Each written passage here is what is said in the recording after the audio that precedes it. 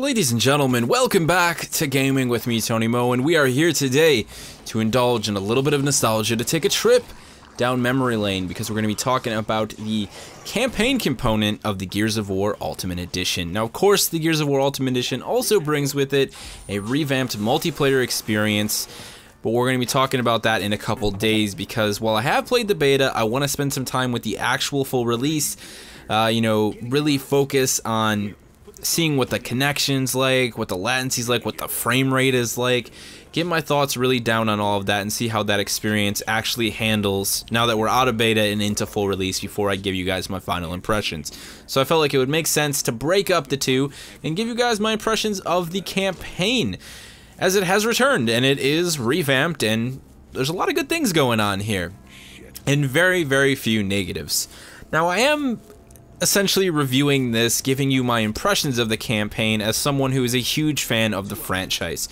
So there are going to be things that I talk about in this first impression, in this review, in this preview, whatever you want to call it, that really mean a lot to people who have played the game. But that doesn't mean that there isn't something special here. I have to say that if you're looking to get into the Gears of War franchise before the release of Gears of War on the Xbox One, for whatever reason you haven't played a past Gears game, you just got an Xbox One, you used to be a Sony fanboy, now you have both consoles, whatever the reason is, this is a must purchase. It's $40. You get a completely revamped experience, the game that started it all, and it even comes with multiplayer.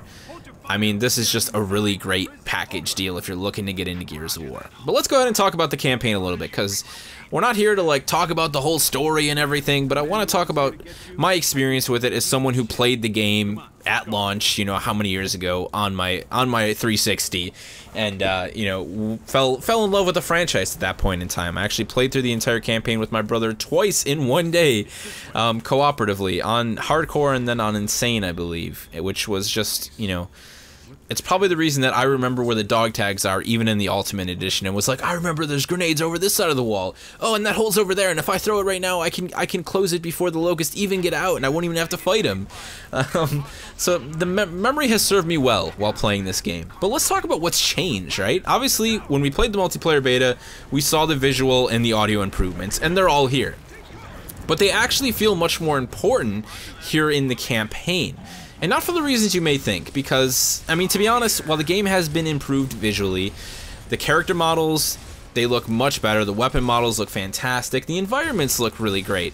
The one thing that cannot be changed, though, is the fact that the original Gears of War was a very dark and dreary game. Its color palette was lots of grays and blacks and browns, not something that I was a fan of. I think they still could have portrayed the sort of, survival action-esque experience that the original Gears of War was, with a little bit of color, but it's kind of what was going on for video games at that point in time. And I'm really happy that they didn't go back with a colored brush or, some fancy technology and start to, add color where it didn't belong. This is the game that Gears of War was. There's no point in hiding its colors. George Lucas, Star Wars. Leave it as it was. People have become to respect that, and I think as a designer and an artist, you need to accept that that is what that game was, and there's no reason to change it. And obviously, Rod and the team have understood that, and that's made me very happy, because as dark and gray as Gears of War is, it looks fantastic with the improved visual quality, the lighting and the shadows, and a lot of the fog that goes on. It just looks much, much better. But where it really stands out is in the facial animations and the facial models of the characters. Despite having seen these characters evolve across, 3 games, obviously in Gears of War 3, I would say that the facial animations were pretty damn good. They've done an insane job with them this time around. When you see Marcus and Dom and Hoffman and Kim and, Coltrane all for the first time in-engine, in the Ultimate Edition, in a cutscene, it is staggering how good it looks. And it really, to me, brought the characters to life in a way that I've never seen before. And as a Gears fan, that hit me right in the heart. That put a huge smile on my face, and I really enjoy watching the cutscenes in this single player. Despite having seen them all probably 500,000 times and having the option to skip it, I found it very hard to press the skip button because I was enjoying just seeing the characters speak and taking in their faces kind of like I was doing it for the very first time, you know? It was actually a really special experience for me, and I think it will be for anyone out there who is a Gears of War fan. So I think that was kind of something that took me by surprise. I didn't expect that to be the icing on the cake, you know, the diamond, the shining diamond, you know, in this remaster. So that was really special for me. Now, as I said, they have redone a lot of the audio. You definitely hear it.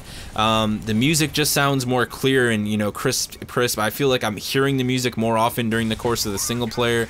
Could just be memory serving me wrong. Well, the music was always there, and I thought it was always great. I felt like it just, you know, wasn't highlighted often enough. I don't know if they've done any changes to that, but it did seem like that was the case while playing what I've played so far, the first couple hours of the campaign. So that was nice, because I always thought Gears had some phenomenal music. And it's nice to see things like the Lancer and the Gnasher and, you know, grenades all getting a small piece of redesign. They still sound the way that you remember them. That hammer burst, that 6-round burst, hammer burst is unfriggin' forgettable. But they have a little bit more oomph, a little bit more bite behind them, and I think that is an A-okay thing. Now, one of the things that, like, you know, put a huge smile on my face is that there is a lot of, you know, there's not a lot. I think that the dialogue and the characters in Gears of War, you know, despite the fact that there are always people who will knock it down, and they'll say, oh, it's terrible, the story was awful, the acting was terrible, I actually thought it was pretty good, you know?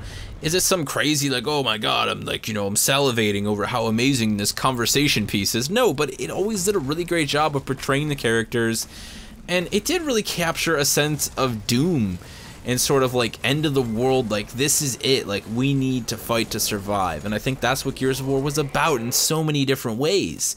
So I thought that was always there. But there always were pieces of dialogue that felt like they were stripped right out of some of the, you know, corniest action films that you can think of. And now, looking back, I'm able to laugh at those pieces of dialogue even more than I originally did. They put an even bigger smile on my face. And then it's kind of abruptly broken up by what seems to be newly added pieces of the game's cutscenes. For example, you should have just saw in the video, you know, as we're standing there talking to Hoffman, Marcus smiles at Anya, and then one of the cog that's with her gets taken out by a Locust sniper, and it is incredibly gnarly. The amount of detail that was put into that small component helped the game feel even more sort of dark and gritty than I remember it being. And when you finally see Carmine die, which I'm not going to show in this video, you can experience that for yourself. It's even more sad, and that probably has a lot to do with the fact that we've met some of his brothers and we've seen them die. But at least we have Anthony, right? At least there's one badass in the family. Someone's got to hold the family legacy and prevent it from completely dying out. But those small tweaks and additions really improved a lot of the game for me. I think there was moments where they were trying to be kind of gritty and like, this is impactful. Feel this, you know? We went from this, you know, sort of dude bro soldier thing going on over here. Marcus is like, no, I'm pissed. But this is serious. Someone just died. Like, you know, shit is real. The Locusts don't around, and they're here to take back what is actually theirs. They're not happy with you humans. And I think that is, again, it's being portrayed in a more powerful way because of the improved visual quality and the fact that they've gone back and they've redone some of those bits and pieces of those cutscenes. It was just awesome addition, man. I mean, like, yeah, they didn't just remaster this game, they remastered it. Like, they took a look at what mattered and they found ways to improve it without messing with the original formula, and that means quite a bit to me. I think there's not much else we can talk about, right? I mean, you know, the story, it's what you remember. For those of you out there who haven't played a Gears of War game and, you know, you're getting into this, you know, just expect to have a good time. There's a lot of great design in the combat in this game. It's still there.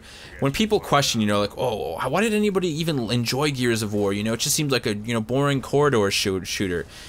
And I think that Gears of War is a game much like Halo, and in many ways a game much like Destiny, and in the way that they are polarizing. You either hate them or you love them. if you can appreciate Gears of War, if you can actually start to fall in love with the characters, there's a lot there. There's a lot that the game will give you. There's some great level design in the campaign. You know, I thought the maps were so well designed. There's lots of opportunities to flank with a friend when playing co-op, or to flank even with the AI. I always enjoyed the shooting and the gunplay in the campaign of Gears of War. It was something that I found to be an incredible amount of fun, and I think the game shines in that way. And the fact that it's a cover-based shooter, you know, definitely improves that. That whole element of gunplay. Interestingly enough, I do want to mention this briefly because I thought this was really cool. When Gears of War came out, I kept telling everybody, like, yo, it's going to have a cover system. You know, when they first announced it, I remember seeing the first footage of it, finally seeing the multiplayer. I mean, this was a game that I was drooling over. I wanted everyone to know that they should get this game so we could play it together.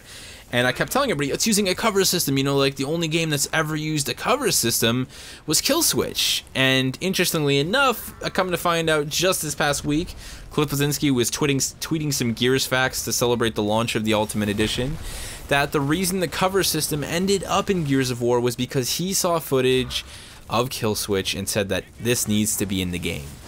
I thought that was so incredibly cool. A game that I really was a huge fan of. While it was kind of generic, apart from the fact that it had a cover system, that to me was always special.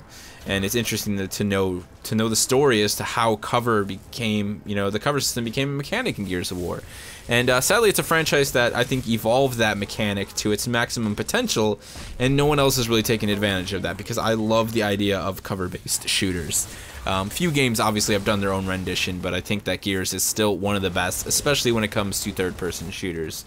So, if that at all interests you, go pick up the Ultimate Edition, check it out, indulge in some nostalgia if you're like me, or perhaps be introduced to what may become one of your most beloved franchises, like so many of us already have.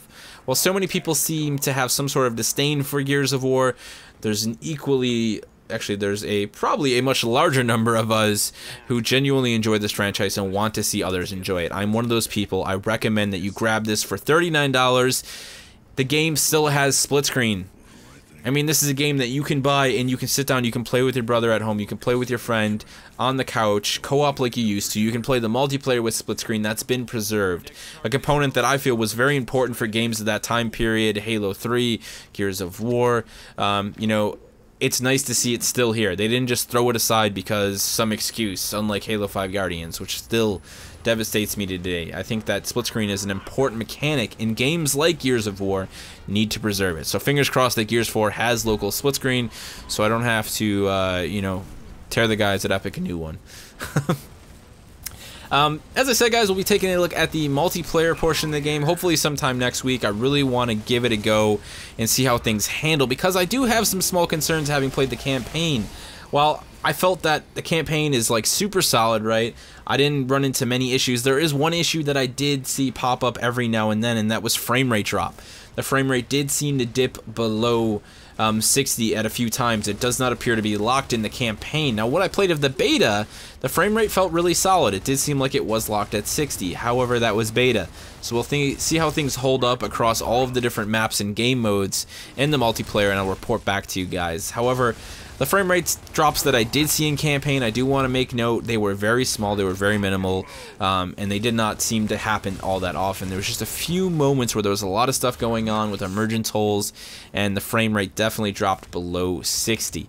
That being said, I do not think that that is enough reason to be dissuaded from purchasing this game. I still recommend it strongly, as I said, if you're a fan of the franchise or if you're someone looking to experience it for the first time.